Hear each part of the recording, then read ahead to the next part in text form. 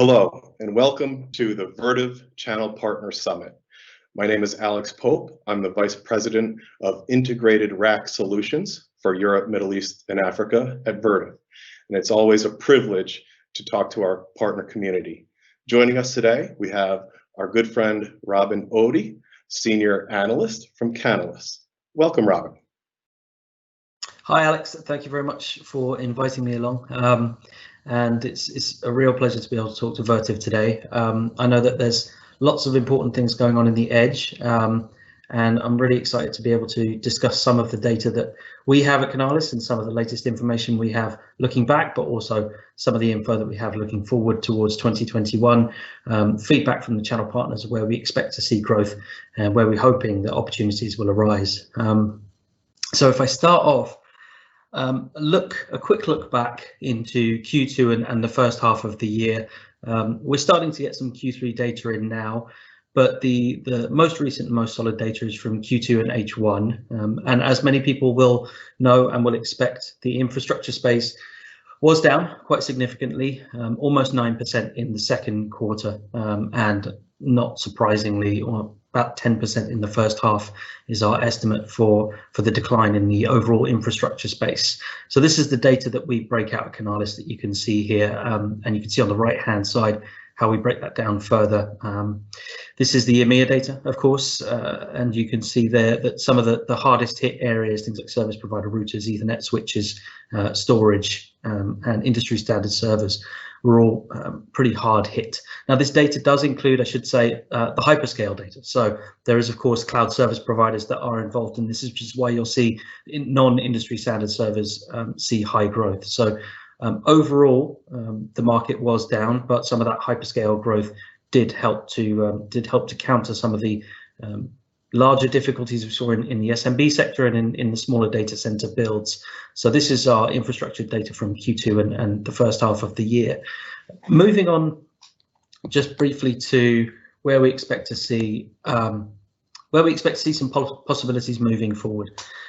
I want to turn your attention to the right hand side here. So at the beginning of the year when COVID hit, we made a decision to put our estimates in best case and worst case scenarios. And so this is our estimate, best case and worst case for 2020 for infrastructure in EMEA. As you can see, we have a hope that overall growth from 2020 and into 2021 will be between 1 and 4%. So you can see 1.4 to 4.4%. Our best case scenario realistically is probably 4.4%. Now, as we saw in the first half of the year and moving into the second half, there have been more and more opportunities, or were more opportunities in Q3 for data center and infrastructure. And some of the partner feedback we saw was that pipeline was becoming a bit more buoyant. Now, of course, unfortunately, what we have also seen is more lockdowns or localized shutdowns in Western Europe, particularly. And of course, this is going to have an effect on that expected growth that we saw. Overall GDP decline, however, this year was somewhere around what expected to be in 2020 in Europe, expected to be around about 4.6, 4.8%. We are hoping in 2021 that will rise back to 5%, which should help buoy some of that data center build market that we saw improve a little bit in Q3, and we think there will be a little dent in Q4 because of some of these lockdowns, but we also know that there is a huge amount of pent-up demand ready to come through into 2021. So obviously some of the projects in some of the most hard-hit sectors will be cancelled, some that were back on and will be put back on hold, especially in some of the small business areas. But the cloud and service providers, we expect also to be fairly closely managing their capital expenditure. So some of that big cloud spend that we saw earlier in the year may be dampened slightly towards the end of this year. Now, I think it's also useful that we put together one of the things that you and I, Alex, were talking about before, was making sure that we got some feedback from the channel partners on our Candifero platform, our global platform that is free to channel partners, where they can come and answer surveys and quick polls about their business. And we put out two questions.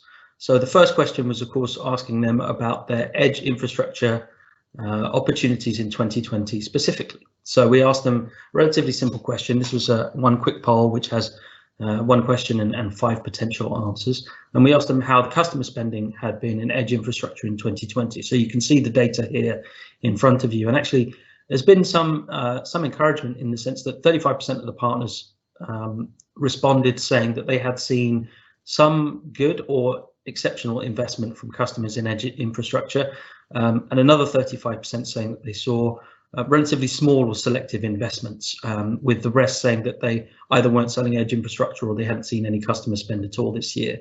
So while edge itself represents a relatively small part of the market for the channel partners, they were seeing pretty good growth generally overall.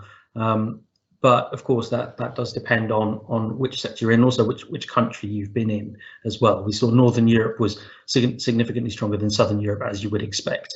Now, the cloud investments have been quite significant this year, and that has actually helped to pull along some of that channel partner business as well. But customers were forced to move to a remote model of working quite quickly. So that's obviously why some of that cloud spend went up. But we also saw more cloud spend in the hardware space, as those cloud providers had to quite quickly ramp up their supply for customers, which is the main reason why data center was so hard hit this year. But we also asked them about their look forward, and we wanted to know where they were looking at optimism for 2021. One of the things that we do at Canalys is we always ask the partners a question which is called the channel heartbeat, which is asking them simply a sentiment of positivity or negativity at any one point in time. And as you might expect, throughout this year, what we've seen is a kind of a plateau, a peak in Q1, then a very quick decline in Q2, and then a U shape from Q2 up through into Q4. And we're currently seeing partners cautiously optimistic about Q4 and a bit more optimistic about 2021. And again, we asked them a similar question, what their expectations were for customer investments. And the numbers were, I think, affected by the fact that this question was also asked at exactly the same time as all the lockdowns were being implemented. So they were slightly less optimistic about their pipelines moving forward in the good growth and exceptional growth, but they are also continuing to see selective investments. They believe selective investments in data center in the next few quarters. Now, the global economy, of course, as we know, has been quite hard hit. The hardest decline in GDP is really 8% in Western Europe. We expect that to come back a little bit. At the moment, it's difficult to say exactly when, and I think one of the things that 2021 has shown us is that it's very difficult to predict the future. So I'm not going to attempt to look too far ahead, but the feedback from the channel is that things are looking not too bad. It's cautious optimism, of course. And I think that the pipeline increase is the most interesting part, is seeing that partners are talking to customers and they're getting more encouragement about where the spend is likely to come in the future. So we are hopeful of some reasonably good investment in 2021. But one of the things that we know is that on-premises infrastructure in the long term, despite the massive amount of cloud spend that we saw this year, the rebound back towards on-premises infrastructure and the importance of on-prem is still vital for customers. We know that hybrid is very much the future. So hybrid infrastructure is still very much the most important part of the growth and the messaging from all of the vendors, not just cloud vendors, but the infrastructure vendors as well. And the importance of alliances between cloud providers and some of the hardware infrastructure vendors continues to be as high as ever. Now, the future for some of that non-public cloud infrastructure, whatever form it takes, whether it's purely private on-premise or hosted or co-location, is shaped by a number of factors, and regulation is one of the strongest. So we know that particularly in Europe, the regulation in the EU is changing relatively rapidly, and we saw that earlier in the year, European Court of Justice was saying, essentially stating that current legislation doesn't really go far enough to protect the privacy of EU citizens' data regarding transfers of data between the US and the EU. So the cloud and cybersecurity frameworks that are being developed to a more EU-centric model at the moment, in part in response to growing US and China tension, sees the EU in the middle to a certain extent and having to create its own frameworks. Now, the reason I'm mentioning this is because we expect this to have fairly significant impact, not only on cloud hyperscale infrastructure build, but also in the SMB data center build areas as well. So the effects of that EU data and security measures on hyperscale are probably pretty obvious, but the effect on the SMB infrastructure space is also really important. So we've seen local data policies really grow from the cloud vendors that are growing their spend in Europe and across EMEA. But we've also seen this year that due to fragmented workspaces, more and more demand is going to be to come through from a distributed data center requirements. Essentially, people being able to work from everywhere mean they must be able to connect to everywhere as well. So one of the things that we saw is that the digital transformation budgets for infrastructure and owned infrastructure and on-premises infrastructure have actually been ramped up, possibly accelerated by 1 to 4 years already this year.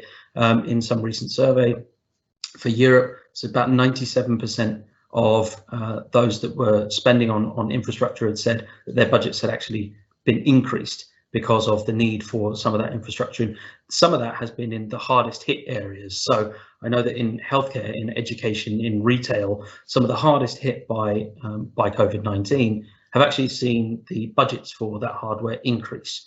And that's because they have had to move quicker than anyone to transfer some of their data usage and also improve some of their data usage. So we've seen in use cases in healthcare, for example, or use cases in education where they've quite quickly had to move to a remote delivery of their services. In secondary education, higher education, and also in the amount of testing that's had to go on in the healthcare space, that has increased, particularly when you think about remote labs that require suddenly are ramping up their testing requirements, and they need not only secure power, but they also need the ability to remotely manage that infrastructure very quickly. So we've seen some of those budgets in some of those areas really increase, and some of that has been not only from the operational technology side, but also from the IT side. So we're seeing partners across the board see growth in that area. So overall, in 2021, our forecast for growth in infrastructure in the SMB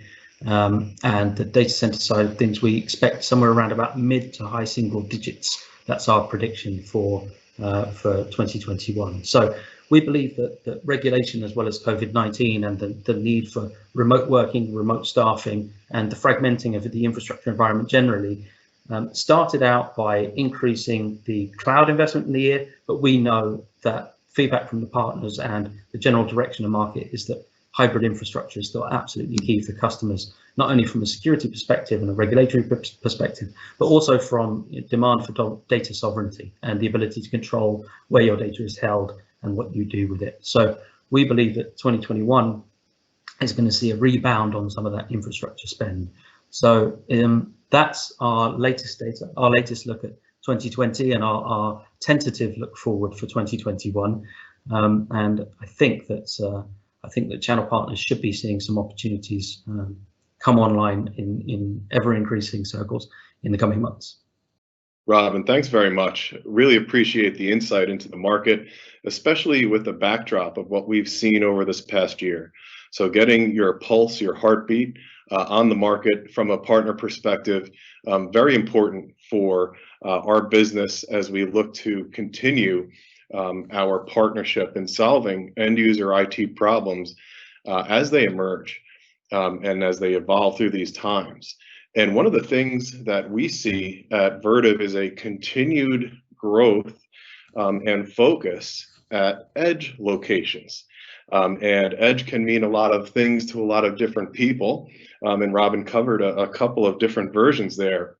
So through this next part of our engagement here, we will take a little bit of a closer look at how we position our abilities to help partners solve end user problems at the edge. It's something we call decoding the edge. So start with our edge outlook, and we just saw some very recent data from Robin. If we take a look to a survey that we did in 2019, we can take a look at some through the cycle anticipation that our customers at the edge have had.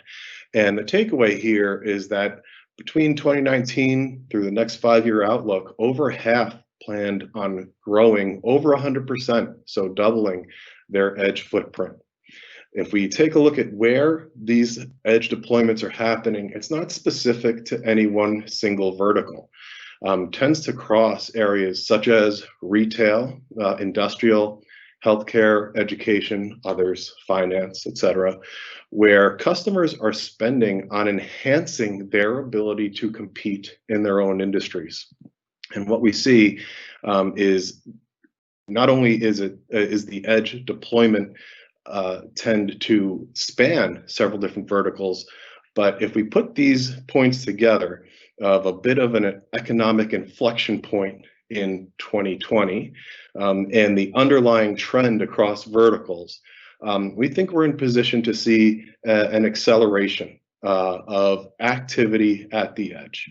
A sample data point would be back in 2008, 2009, when co-location was starting to be the prevalent way that end users managed their core IT, but certain verticals such as finance were hesitant to get there. But as the financial crisis went through, or through 2010 and 2011, a lot of the things got solved, got addressed, that prevented a strong adoption in the co-location area. And as soon as the economy got back, it was solved. And that's where people went. So we are seeing the front end of that inflection point at the edge. And as customers deploy at the edge, they tend to face challenges of scale, speed, and complexity. To put some numbers around that, we see customers deploying at tens or hundreds, or in some cases for retail, thousands of locations spread across multiple geographies. The speed is very key when we look at understanding edge deployments.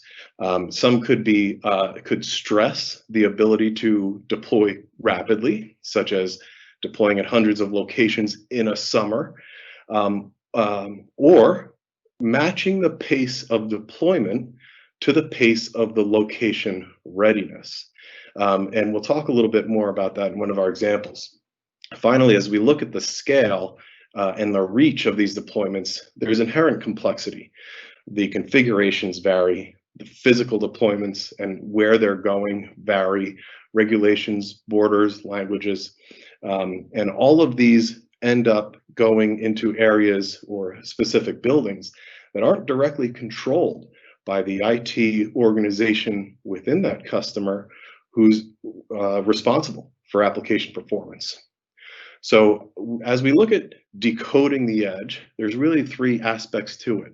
One, we establish a methodology, and this is based on things we've learned in our deployment supporting customers, and we can help point forward those learnings and as we make things more efficient with future engagements. Other 2 include managing the scale and balancing the customization and covering the spectrum of technologies and capabilities. We'll focus on the methodology here. So to establish a methodology for the edge, first we start at looking at what the customer really cares about, which is the IT applications that are being supported by these physical assets. We looked at 24 use cases and 6 workload characteristics. You can read more detail about those in our Edge Archetype white paper from 2018. And the result is 4 Edge archetypes. And we can see them here. We'll go through a brief example. One is data intensive. If we think of the amount of sensors going on in smart homes, smart buildings, factories, there's a massive amount of data being collected, but only a small part of that data is worth being transmitted. And so data intensive edge applications provide that filtering and then transmit the right data. Human latency sensitive. And if we go into a retail location, or if we used an augmented or virtual reality application. We have experience with that personally. Machine-to-machine latency sensitive. And the speeds at which machines work together, of course, are significantly faster than the human latency sensitive needs in the previous category. Finally, life critical. Anything that can affect the health or well-being of a human, we categorize separately. So given the archetypes, the applications that the customer cares about, we then tend to look at where the customers physically need to deploy geographically. And we've been able to categorize some capacity profiles. We start with geographically dispersed, and if we can look at these lines as latitude and longitude, similar to a map, we can see nodes or locations that are spread out. This can typically surface in a retail type of deployment, which is one of the biggest edge drivers we see from a vertical perspective. Moving one over through hub and spoke, let's say supplying those retail facilities, we tend to see a hub and spoke profile. Logistics, so moving goods from one hub out to smaller distribution facilities to then supply stores or deliver goods to populous areas. We also see this type of hub and spoke deployment in telecom vertical. Moving one over, locally concentrated, and we can consider this to be a campus. If we go and look at a modern manufacturing facility, we will have several of the smaller nodes laid out on a factory floor, networking to talk with automated production robots or process control, typically with a centralized brain or core compute location.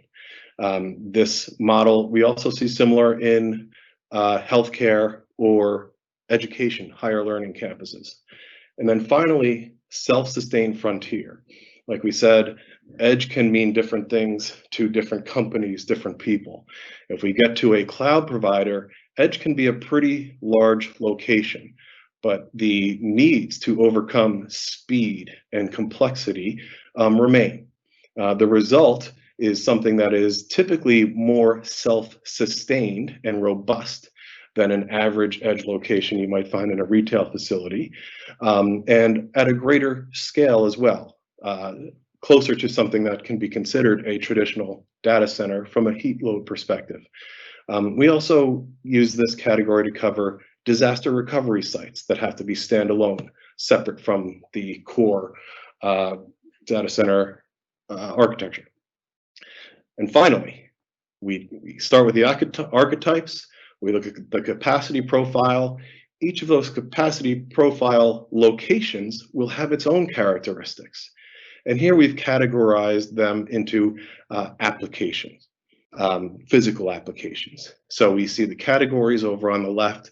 The most common, conditioned and controlled, less than 6 kW or rack. Slightly less common, we get higher and higher densities, still conditioned and controlled, but this is a growing area as edge compute continues to grow. Commercial office, harsh, rugged, you can see the identified list, but the key is most customers who are deploying at the edge cover more than one of these categories. And so this gets us to the application of our methodology. If we take the IT application, understand its archetypical profile, look where the customer needs to actually deploy in the capacity profile, and then understand the application matrix, we've got a very structural approach where we can give a forward-looking deployment and enablement view to customers as they look to deploy at the edge. Here's an example. We have a very large retailer based in Europe, Middle East, Africa, and over on the left we see their methodology results. Archetype, human latency sensitive. So this is managing the experience within one of their thousands of stores. Capacity profile, geographically dispersed, as is common with retail, but then you see in the application matrix, there's a mix. Some of these are pretty simple, pretty kind to, or have environments that are kind to IT assets. Some are pretty harsh and rugged. So what we did was work through the pace and variation that they wanted to apply across their number of countries and hundreds of stores per country, and then different variations of internal components to the full architecture solution delivered at each of these locations. The way we really helped them was getting the right tuning or tailoring of the individual components supporting the solution and putting them together integrated as a simple solution at a pace that matched their need for deployment. Some were very hurried, many dozens in a month, when some were pretty slow, maybe a country throughout the course of a year. But using this framework that we walked through today, we made it very simple to give a prognosticative outlook on how to tackle these issues with deployment. Please take a look. We covered the established methodology segment just now. For more detail on how we manage scale and customization and how we cover the spectrum of technologies and capabilities and help you solve more problems for your customer, please see our presentation in the download section. With that, like to maybe see if Robin has any questions that he might find valuable in the Canalys point of view for our partner community. Hi, Alex. Yes, thank you. I do. I mean, I'm always interested to get more and more feedback from partners on where they're seeing opportunities. So one of the things that you mentioned, one of the things that really came out from us is how much partners have had to really focus down on certain verticals, and also they have to help their customers with their budgets this year, and that's been one of the hardest things, is how they do more with less. But I'm always really keen to understand. I mean, you mentioned some of the retail space there, and that's something that we've heard. We've heard some use cases around different verticals. I was just wondering if you go into a bit more detail around some of the retail space and what exactly it is that partners are delivering there. I'd really be happy to. Thank you. So we see two areas of what we call operating models within retail. One is within the stores themselves, and the other is in the logistics and supply chain used to supply those stores. And we'll talk about them a little bit differently here. Within the store themselves, there's always been a legacy type deployment of edge around supplying power to point of sale, etc. So they're building off of locations that already have some level of operation within them from an application standpoint.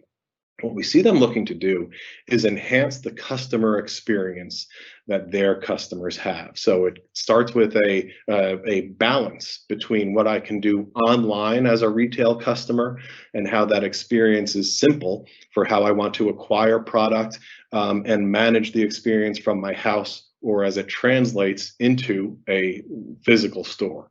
I think we all have experience with those. And we all see how it's very concrete for us with the perspective of knowing and our presence in each one of those stores, seeing it play through in real life to the application. If we take a step back from the in-store application and the balance of experience from online to in-store, we go back to the logistics segment. And these retail companies have something in common where they focus a very large amount of their resources and time and money on their ability to be efficient in a supply chain. And as they can segment basically their internal supply chain, so their distribution centers, they view their stores as customers of the distribution center.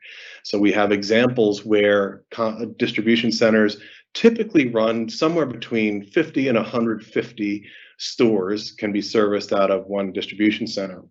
So any given day, they'll be shipping potentially hundreds of millions of dollars of product, depending on who the retailer is.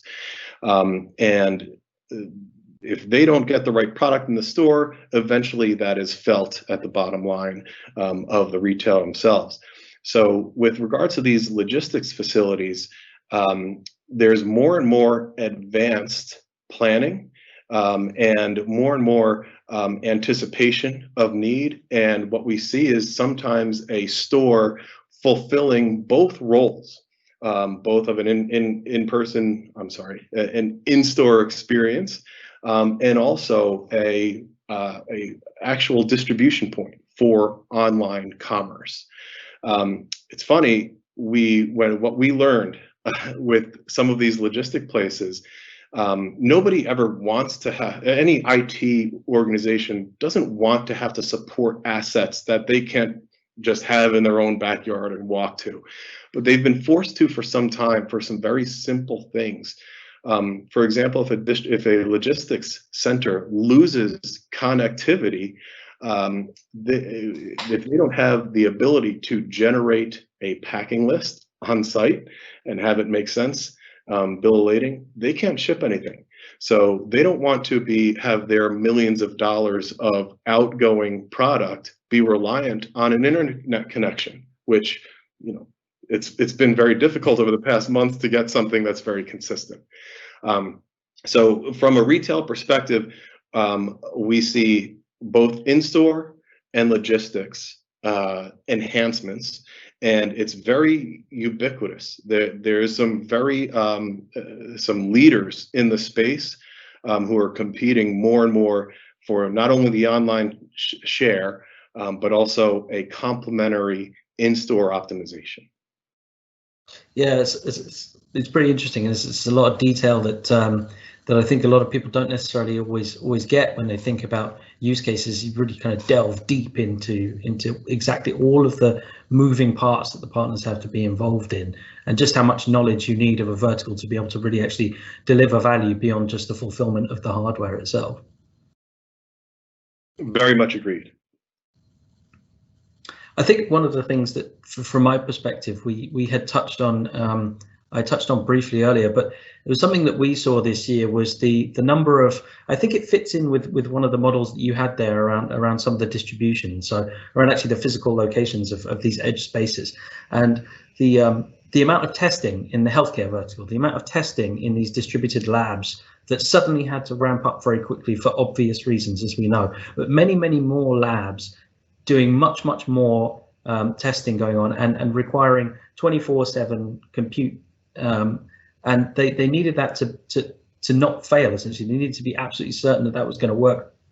And so there are a lot of different things that went into that. Secure power was one of kind of the most important parts of that. So particularly in places like Northern Europe, but also Southern Europe, where some of these testing sites have been, have been running at max capacity and beyond, and they've had to set up more and more of these things. That's exactly the kind of quick and agile thing that only partners can do. And even if you're looking at the cloud can't necessarily deliver those kinds of solutions. So that's the kind of thing where we've seen partners find their opportunities in the infrastructure space beyond perhaps just the standard kind of server and storage deployments that maybe some people might have anticipated. But it's the kind of, as you said, the life critical nature of those deployments, which I think brings the kind of importance of IT into a slightly more stark reality. I think that's we agree with the observation, and thanks for bringing it up. And I mean, that's something that we always try to keep in perspective at Vertiv. Our partner community solves a broader problem set for these applications than Vertiv does. We look to play our supporting role in giving these applications a good place to live. And you noted something about the rapid response and the flexibility that we have to have, and that's something that we certainly look to demonstrate for our partners, because as despite the vast and rapid need for a lot of these places to ramp up capacity, like you spoke, they still don't want to pay for things they don't need. So it's easy to just drive to a standard and, hey, this should solve everyone's problem. From a manufacturing and integration standpoint, that's easy. But from a customer standpoint, it's not exactly So as we work with our partner community, we focus on our ability to still be quick and nimble, but optimize exactly what the partners want over a large scale in a rapid time frame. Yeah, it's really interesting. I'm really interested to hear some of the feedback that your partners give you after the event. Just find out where they're seeing opportunities, whether they agree with the data, whether they don't. And obviously, partners that are watching this session, please do put in questions in the Q&A. Obviously we'll be available for discussion to respond as well later on. So any questions that anyone has, don't hesitate to put them forward. We're happy to share any information we can. Robin, I really appreciate the opportunity to speak with you today. Pleasure getting to know you through this, and look forward to connecting on a very regular basis as we continue to grow with the partners and solve this increasing need at the edge. Thanks very much. Thanks, Alex. Thank you for joining us for that discussion with Robin Ody of Canalys about the edge and our near-term and through the cycle outlooks on how we help you solve your customers' problems. Please stay tuned for our next session, where we will look to put context around this discussion with Vicente Chiral. Now back to the MC.